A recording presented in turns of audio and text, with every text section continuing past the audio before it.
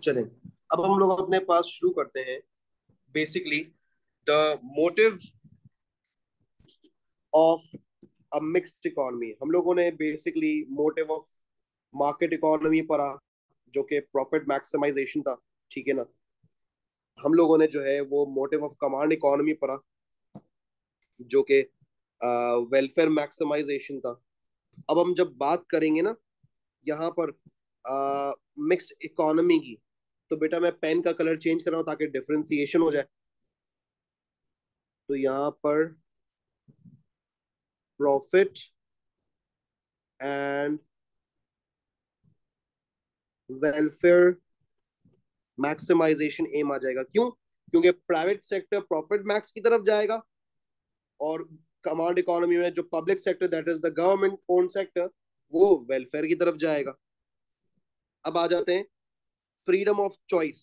Freedom of choice हमारे पास ये बोल रहा था हमें कि अगर हम मार्केट इकोनॉमी की बात करें तो there is high freedom of choice, where is in command economy there is low freedom of choice. ठीक है। तो अगर हम लोग यहाँ पर जो है वो आ, बात करते हैं मिक्स्ड इकोनॉमी के अंदर, तो मिक्स्ड इकोनॉमी में क्या होना चाहिए फ्लोरेट? और मुझे जरा बताओ अनुषा।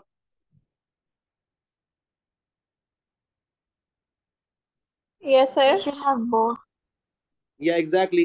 तो यानी चॉइसेस कस्टमर्स के लिए जो है ना वो होंगी भी और नहीं भी होंगी। बेसिकली इस तरीके से काम चल सकेगा, जैसे कि अगर कोई चीज गवर्नमेंट ओन्ड है तो उसके अंदर गवर्नमेंट अपनी मर्जी चलाएगा।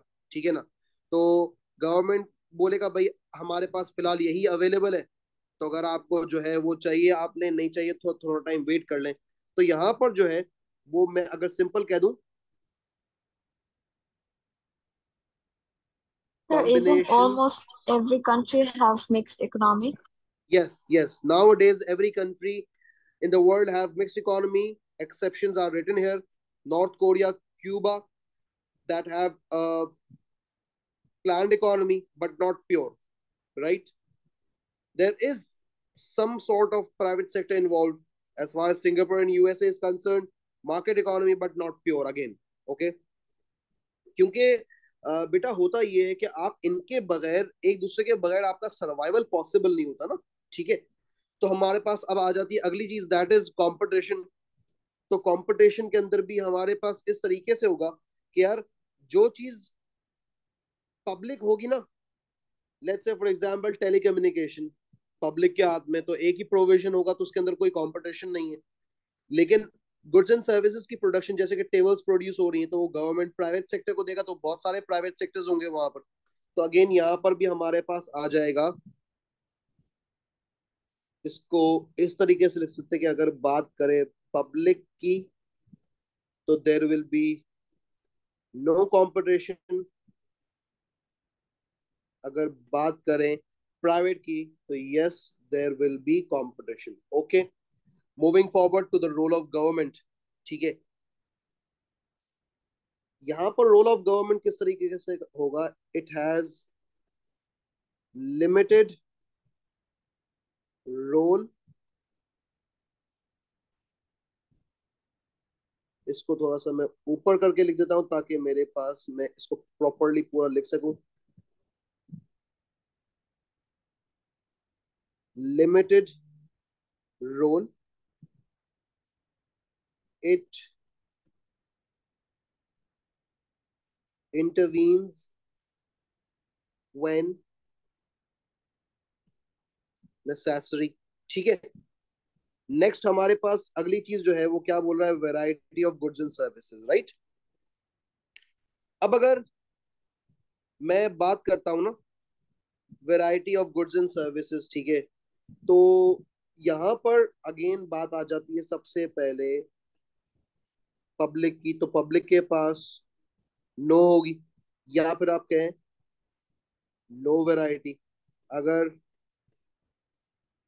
प्राइवेट की बात करते हो आप लोग, ठीक है, तो प्राइवेट में हमारे पास yes there will be variety, और you can say there will be high variety.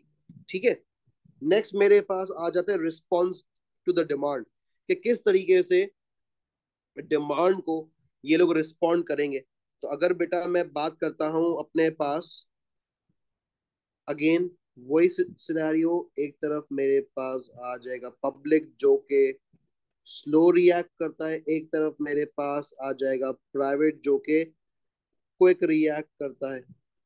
ठीक है, तो अगर डिमांड प्राइवेट सेक्टर से की जा रही तो वो क्विकली रिएक्ट करेगा, पब्लिक सेक्टर से की जा रही तो वो स्लोली रिएक्ट करेगा। नेक्स्ट हमारे पास आ जाता है एफिशिएंसी। तो इसको सिंपल टर्म्स में हम लिख देंगे, the total efficiency is maximised. ठीक है, आगे बढ़ते हैं। अगली चीज हमारे पास वो कह रहा है शॉर्टेजेस एंड सरप्लसेस। तो यार हम लोगों ने पढ़ा था कि यार शॉर्टेज और सरप्लस प्राइवेट सेक्टर में नहीं होगा, पब्लिक सेक्टर में होगा। तो अगेन उसकी हेडिंग वैसे ही डाल देंगे। अगर पब्लिक की बात करें तो yes there will be shortages and surpluses. अगर बात करें प्राइवेट की तो no there won't be any shortages and surpluses. ठीक है, नेक्स्ट हमारे पास बात करते हैं मेरिट गुड्स की। मैंने आपको बताया था merit goods education and health care होते हैं।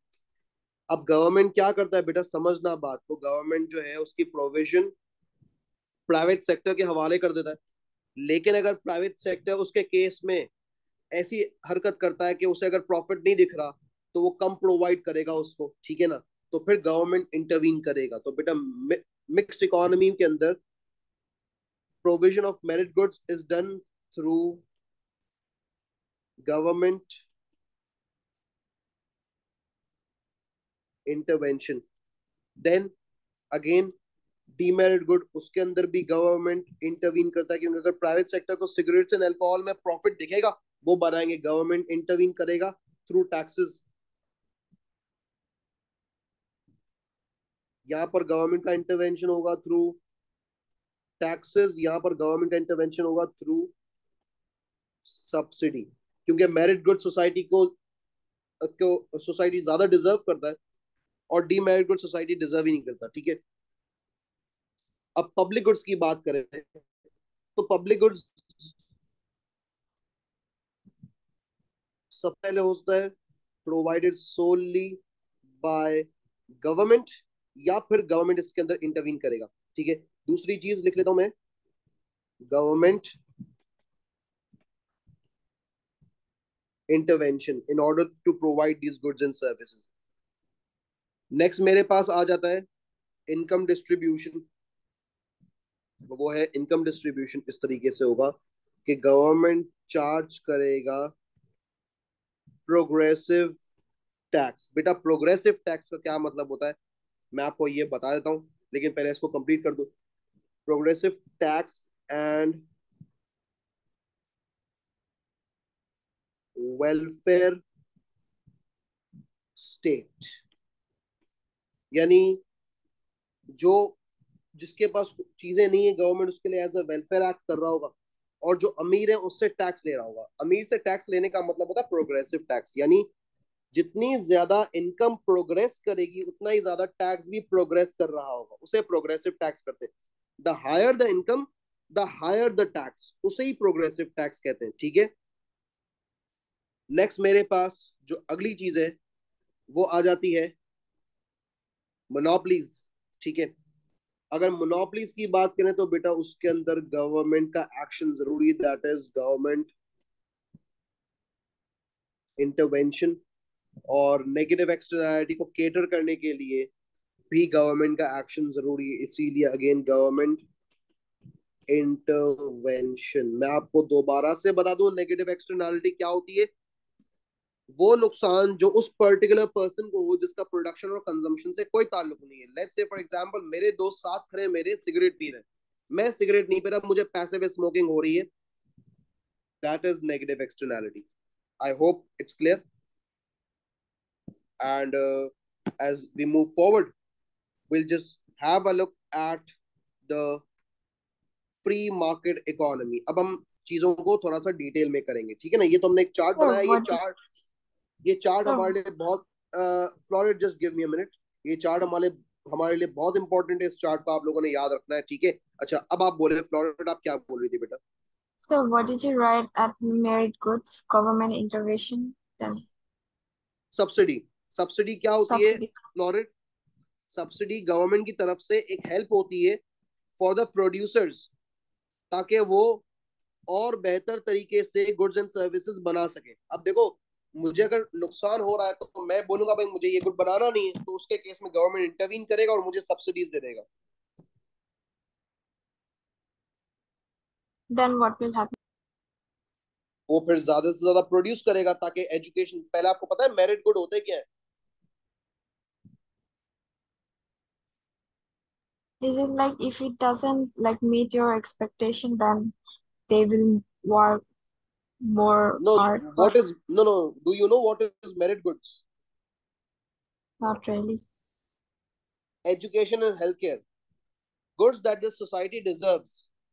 These are merit goods, okay?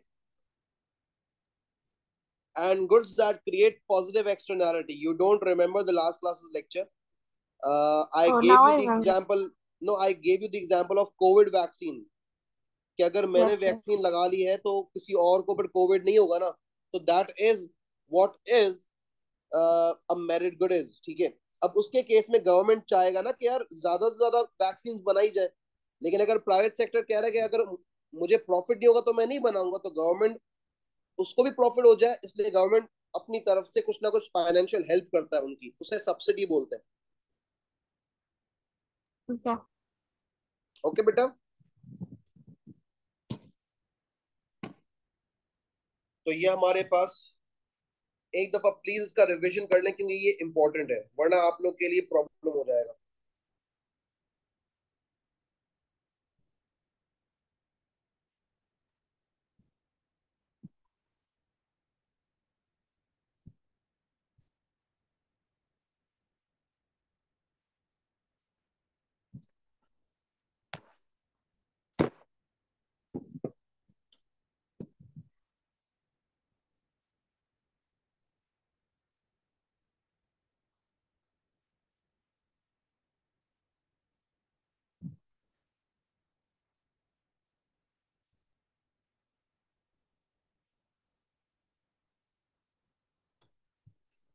चले तो let's move forward, this is done and I hope you written it as well.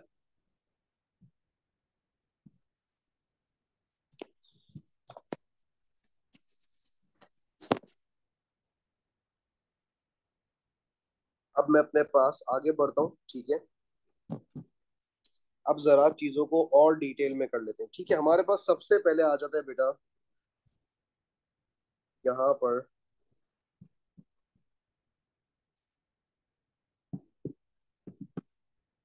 Market economy. हम लोगों ने मार्केट इकोनॉमी ऑलरेडी पढ़ लिया है, तो हेडिंग डाल लेते हैं सिंपल। यहाँ पर हम अपने पास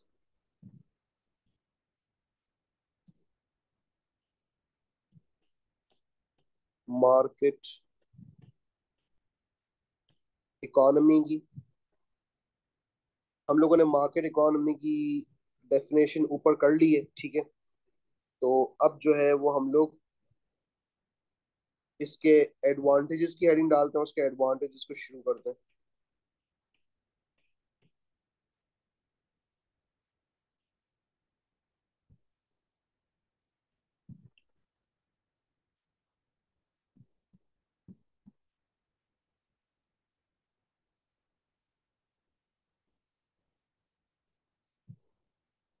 आ जाए बेटा, सबसे पहले हमारे पास इसके एडवांटेजेस के अंदर हमारे पास यहाँ पर आ जाएगा advantage number 1, wide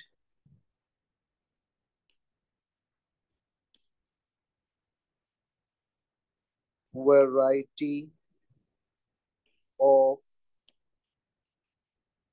quality goods and services, ठीक है। तो यहाँ पर as far as the term wide variety is concern, तो इसका ये मतलब है कि there will be greater choice to choose from, जिसकी वजह से जितने भी कंज्यूमर्स हैं वो सेटिस्फाई हो जाएंगे। सेटिस्फाई जब होंगे तो ऑटोमेटिकली लॉयल्टी अचीव हो जाएगी, which is known as consumer loyalty. और अगर वो आपसे लॉयल है तो ऑटोमेटिकली आपके लिए गुड और सर्विस की प्रोडक्शन जो है वो प्रॉफिटेबल बन जाएगी। ठीक है। As far as the term quality is concern, ठीक है, अगर क्वालिटी की बात करें तो फर्म की प्रायोरिटी ये होती है कि वो जो है वो क्वालिटी पैरामाउंट को मेंटेन रखे, क्योंकि इसकी वजह से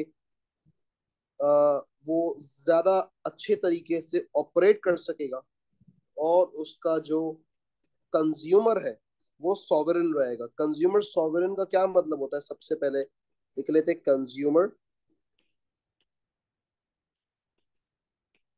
कंज्यूमर सॉवरन का मतलब ये है, what ever consumer wants is provided.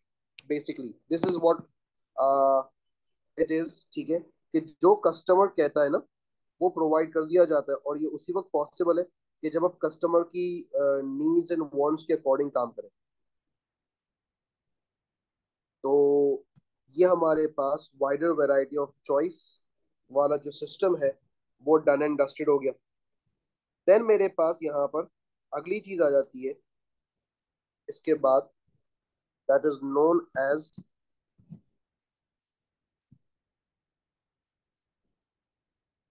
Number two. Point number two blue से लिख लेता हूं मैं।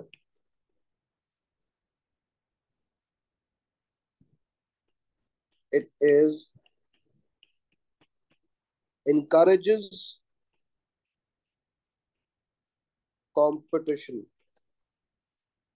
अब यहाँ पर जब बात कर रहे हैं ना टर्म कंपटीशन की, तो इसका ये मतलब है कि देर will B large amount of firms and they will compete with each other, and this will be an advantage, or you can say benefit, to consumers in form of lower prices, because this is the way that these private sector producers will attract consumers to buy their product, right? Then what we have is another point, point number three,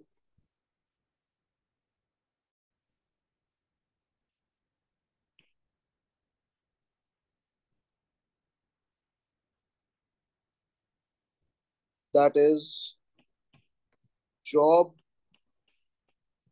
creation and economic growth। अब जब बात आ रही job creation की, तो सीधी सी बात है, workers will be demanded। Why workers will be demanded? Because there is an increase in production। ठीक है, अब प्रोडक्शन इंक्रीज करने के लिए फर्म्स जो है वो डिमांड ऑफ लेबर्स को बढ़ा देंगी। Now the point is, production क्यों इंक्रीज हुई होगी? क्योंकि इकोनॉमी में there is economic growth, let's say. तो इकोनॉमी में लोगों की इनकम्स बढ़ रही हैं, इकोनॉमी का आउटपुट जो है जो जनरेट हो रहा है वो इंक्रीज हो रहा है, और इकोनॉमी का लेवल ऑफ एम्प्लॉयमेंट जो है वो भी इंक्रीज हो रहा है, उससे हम इकोनॉमिक ग्रोथ कहते हैं बेसिकली। तो जब हमारे पास वर्कर्स हमें चाहिए होंगे, ठीक है, तो वर्कर्स जब चाहिए होंगे ऑटोमेटिकली डिमांड ऑफ वर्कर्स बढ़ेगी, जिस जॉब क्रिएशन होगी, ठीक है। साथ साथ there will be value of skills. Next,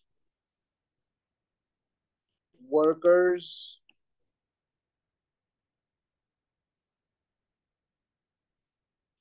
who can use machines will be paid higher। तो बेटा इससे एक चीज समझिएगा आप, कि जब मैं वर्कर्स की डिमांड कर रहा हूँ ना, तो इससे अगेन इकोनॉमी में इनकम्स बढ़ेंगी, इकोनॉमी का आउटपुट जनरेशन बढ़ जाएगा, इकोनॉमी का लेवल ऑफ एम्प्लॉयमेंट बढ़ेगा, जिससे an economy will be having economic growth. Economic growth का बेसिक मतलब क्या होता है? सिंपल, rise in the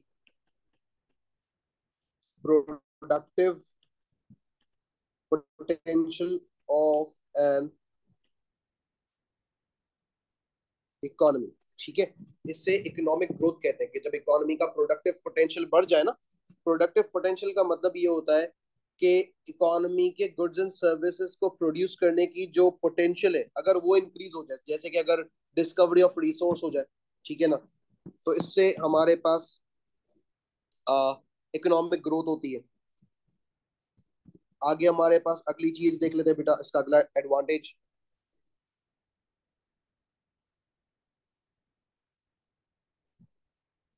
वो है हमारे पास यहाँ पर, बेटा फ्लोरेट और अनुषा दोनों को समझ आ रहा है ना? Yes sir. Yes. ओके बेटा, हमारे पास इसका जो अगला एडवांटेज है वो है एलोकेटिव एफिशिएंसी। अब as far as the term allocative, allocative का जो मतलब होता है ना, वो ये होता है हमारे पास, it refers to the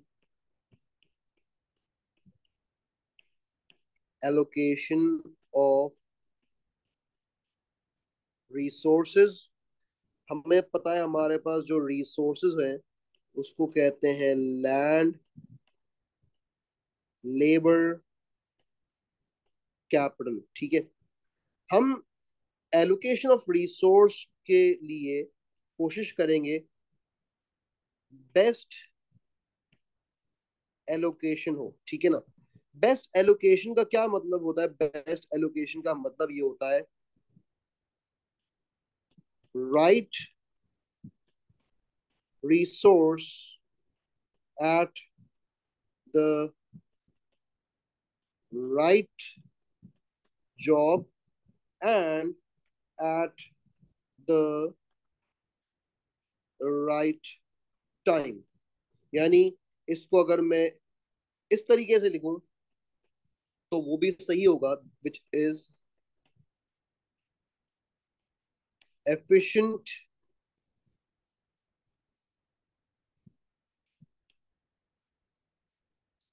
resources allocation, ठीक है। अब जब efficient resource allocation होगी तो इससे फायदा क्या होगा? इससे हमारे पास फायदा ये होगा, देख लेते हैं बेटा। इससे हमारे पास फायदा ये हो रहा होगा, जब efficient resource allocation होगी तो बेटा इससे हमारा इकोनॉमी जो है वो आगे कैरी फॉरवर्ड होगा। हमारे जितने भी कंज्यूमर्स हैं वो सेटिस्फाइड रहेंगे, ठीक है। हमारे जो प्रोड्यूसर्स हैं वो सेटिस्फाइड रहेंगे, ठीक है। हमारे जो आउटपुट है वो ऑप्टिमम लेवल पर चल रहा होगा, ठीक है ना।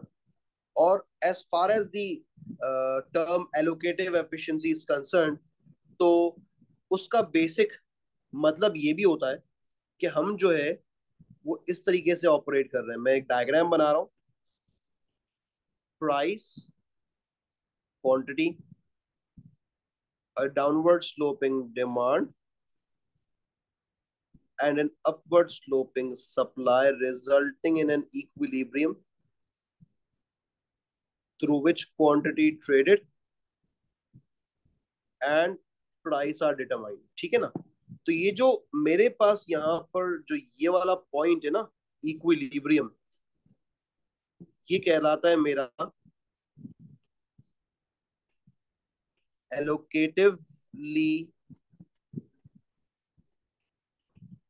एफिशिएंट पॉइंट, जिसके अंदर देयर इज नो शॉर्टेज और सरप्लस। ठीक है, नो शॉर्टेज और सरप्लस। ठीक है, I hope allocation of resource या एलोकेटिव एफिशिएंसी आपको समझ आ गया होगा। नेक्स्ट मेरे पास आ जाता है अगला point, that is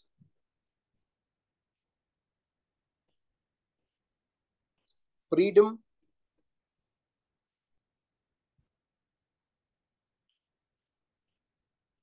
liberty and choice. ठीक है,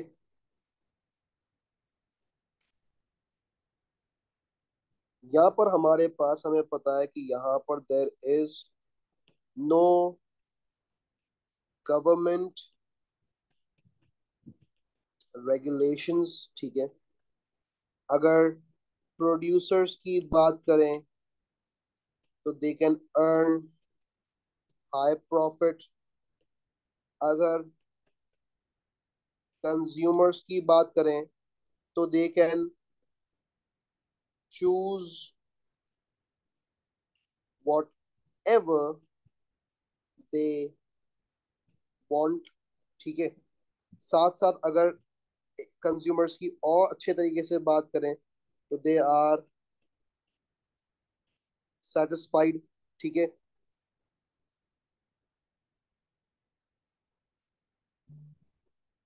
नो स्टॉपेजेस, या बल्कि इसको इस तरह लिखें, नो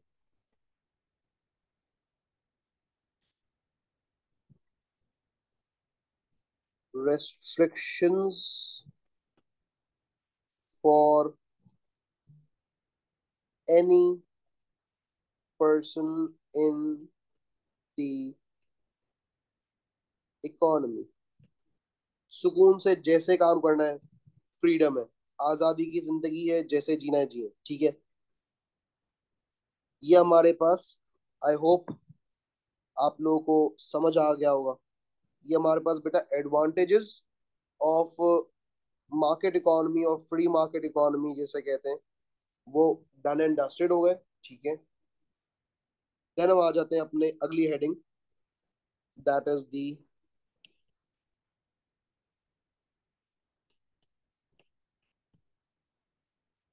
डिसएडवांटेजेस। आ जाए बेटा, डिसएडवांटेजेस की अगर या कॉन्सिक्वेंसेस की अगर बात कर लें, ठीक है, तो हमारे पास इसका सबसे बड़ा प्रॉब्लम ये आता है, वो है हमारे पास मार्केट फेलियर।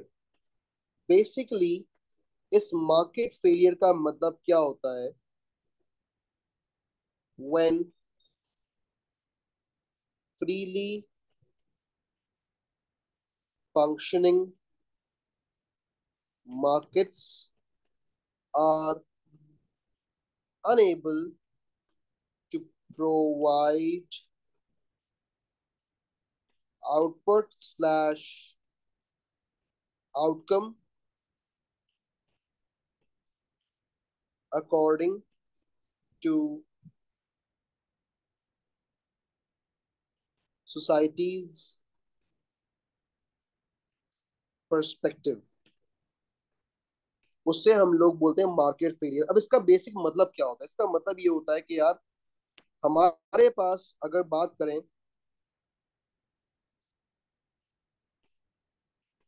पब्लिक गुड्स की, जिसकी हमारे पास एग्जांपल है स्ट्रीट लाइट्स एंड डिफेंस। तो ये वाली चीजें प्रोवाइड नहीं की जाएंगी, क्योंकि यार कभी देखा है कोई प्राइवेट सेक्टर आकर स्ट्रीट लाइटें लगा रहा हो, आपको आर्मी पुलिस वगैरह की सर्विसेज दे रहा हो? पॉसिबल ही नहीं है उनके लिए। और इसके अंदर जाहिर सी बात है, हो सकता है जेब से पैसा लगे, कमाएंगे नहीं। ठीक है ना? तो ये हमारे पास पब्लिक गुड्स की प्रोविजन होगी नहीं। दूसरी चीज हमारे पास आ जाती है वो है मेरिट गुड्स। मेरिट गुड्स हमारे पास होते हैं बेटा एजुकेशन एंड हेल्थ केयर। तो बेटा education health care will be under provided if there is no benefit to provide them. क्योंकि देखो ना, मेरी बात सुनो, एजुकेशन और हेल्थ केयर के अंदर हर बंदे को चाहिए होती है एजुकेशन हेल्थ केयर, लेकिन आप देखें आप हमेशा उसको अंडर डिमांडेड करते हैं। बहुत से लोग आज भी ऐसे हैं, हम पाकिस्तान की बात कर लें या हम ऑल ओवर द वर्ल्ड बात करें, लिटरेसी रेट 100% कहीं पे भी नहीं होता, 99% भी कहीं नहीं होता, 98% भी कहीं नहीं होता। पाकिस्तान का तो लिटरेसी रेट बहुत ज्यादा कम है। As far as Bangladesh India are concern, उनका भी लिटरेसी रेट बहुत कम है। तो भाई इन चीजों में प्रॉफिट नहीं, प्रॉफिट किस में? सिगरेट्स में। हर छोटे से छोटा बच्चा भी पी रहा है सिगरेट, तो मैं क्यों ना सिगरेट की दुकान खोलूं? देखो ना, एक प्राइवेट सेक्टर तो यही सोचेगा। ठीक है? तो अंडर प्रोवाइडेड होंगे मेरिट गुड्स, जिससे अगेन मार्केट फेल करेगी, क्योंकि आप सोसाइटी के पर्सपेक्टिव के अकॉर्डिंग नहीं चल रहे। देन मेरे पास आ जाते हैं डीमेरिट गुड्स। तो बेटा डीमेरिट गुड्स की अगर बात करें तो हमारे पास डीमेरिट गुड्स की एग्जांपल होती है सिगरेट्स एंड अल्कोहल। और सिगरेट्स एंड अल्कोहल फुल बेहतरीन तरीके से प्रोवाइड किए जाएंगे, जिसको मैं इस तरह भी लिख सकता हूँ ओवर प्रोवाइडेड, क्योंकि इसमें फायदा ज्यादा है। देखिए ना, सबसे छोटा इंसान जो एजुकेशन में जाता है वो एक 4 साल का बच्चा होता है, लेकिन उसका लिटरेसी रेट बहुत कम है, हर पेरेंट नहीं डाल रहा। लेकिन अगर सिगरेट की बात करें तो बेटा सिगरेट के बगैर लोगों का गुजारा ही नहीं है। आप देखें कोई भी पान शॉप हमारे पास दिखती है, हमें बांग्लादेश हो इंडिया हो पाकिस्तान हो सब कॉन्टिनेंट की अगर बात करें, तो वहां आपको पान शॉप सिगरेट शॉप दिखती है। तो वहां पर बेसिकली आप देखें हर वक्त रश लगा होता है, हर कोई उस चीज को जो है वो यूज कर रहा होता है। यानी अगर एक एक फादर है ना, अगर वो सिगरेट पीते हैं और वो अपने बच्चों को एजुकेशन भी दे रहे हैं, उनके सिगरेट का खर्चा एजुकेशन से ज्यादा होता है, हमेशा आप ये बात देखेंगे। तो ये चीज है बेटा।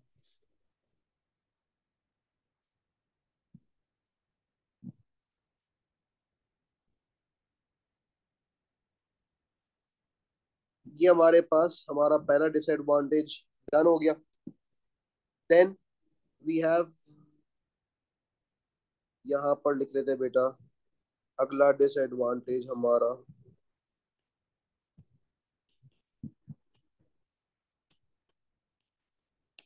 इनइक्वालिटी।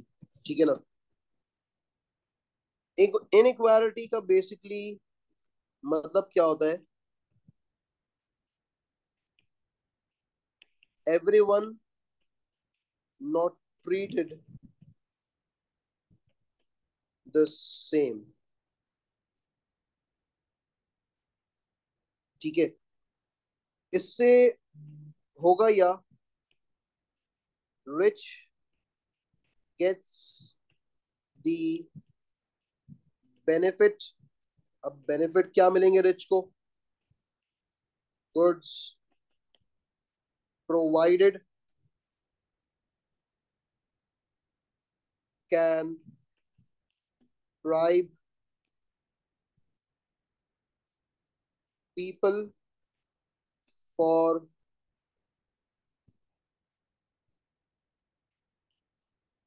own use। ठीक है?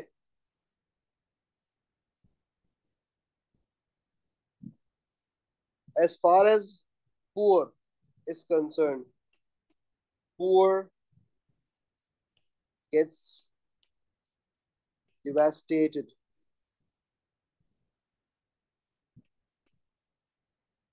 Poor gets devastated का क्या मतलब होता है बेटा? इसको मैं सही से लिख दूं, ये थोड़ा सा पेन इश्यू कर रहा है.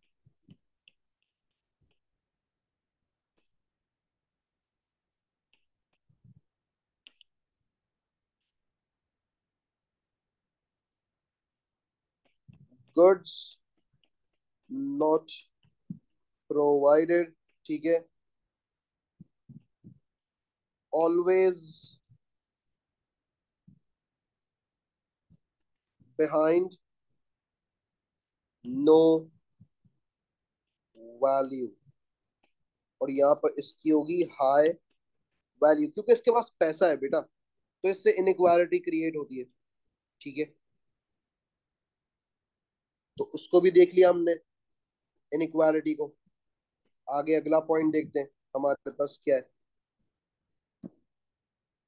Number 3, excessive profiteering. यानी आप जो है वो पागलों की तरह सिर्फ और सिर्फ प्रॉफिट कमा रहे हैं, जिसको हम कह सकते हैं abnormal profit slash super normal profit, जिसके अंदर revenue will be greater than cost, जिसका मतलब है कि आपका प्रॉफिट जो है वो ज्यादा है.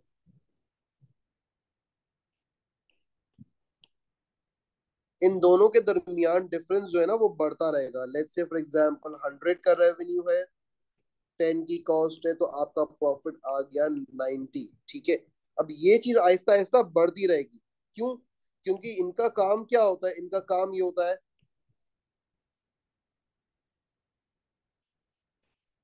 Charge high prices and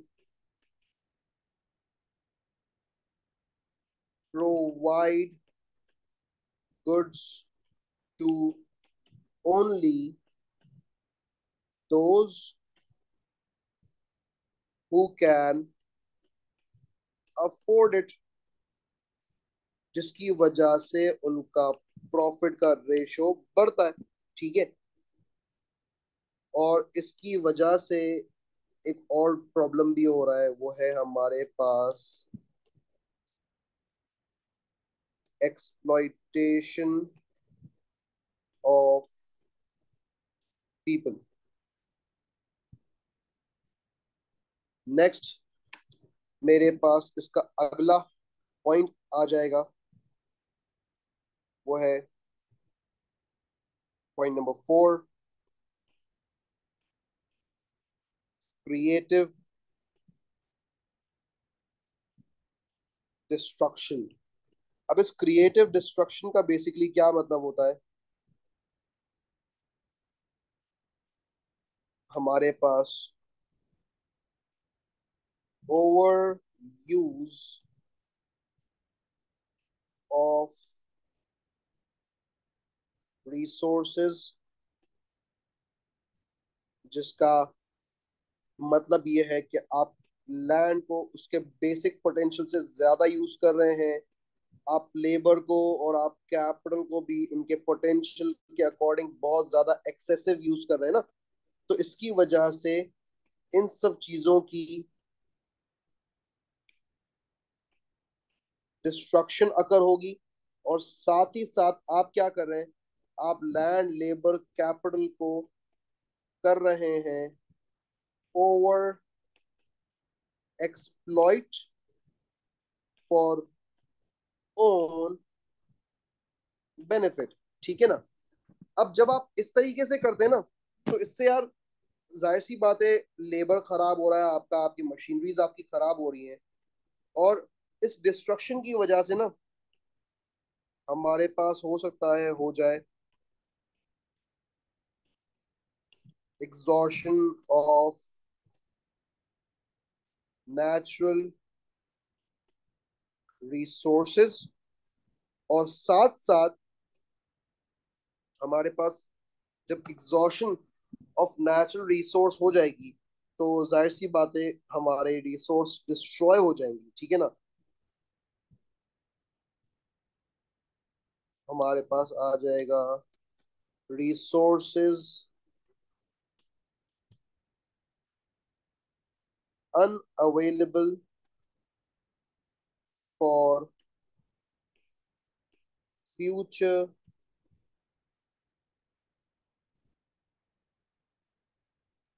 generations to use. ये मेरे पास इस तरीके से हमारे पास ये जितने भी इसके एडवांटेजेस एंड डिसएडवांटेजेस थे वो हमने कर लिए बेटा।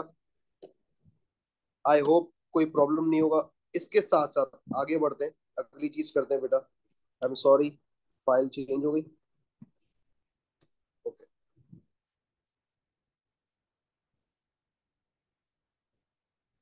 अब जैसे ही हमारे पास क्रिएटिव डिस्ट्रक्शन हो गया,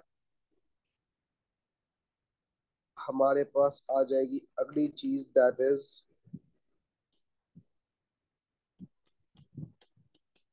monopoly.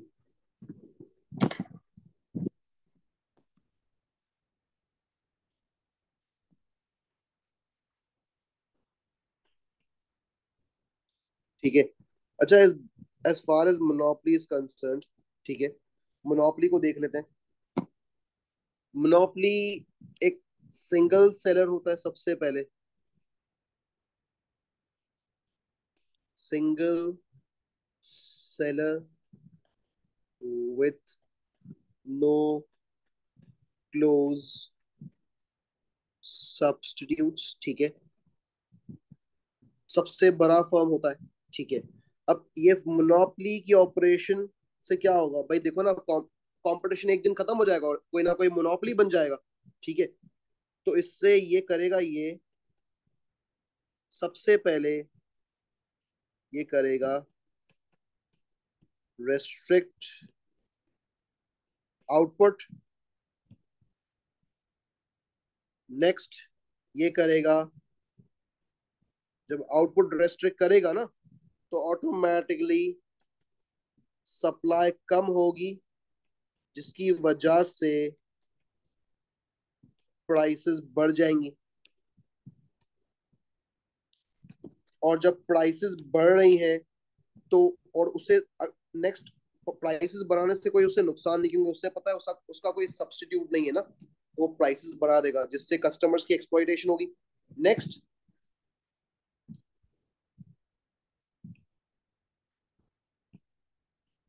may also provide lower quality output। जी बेटा, बोले, प्रॉब्लम।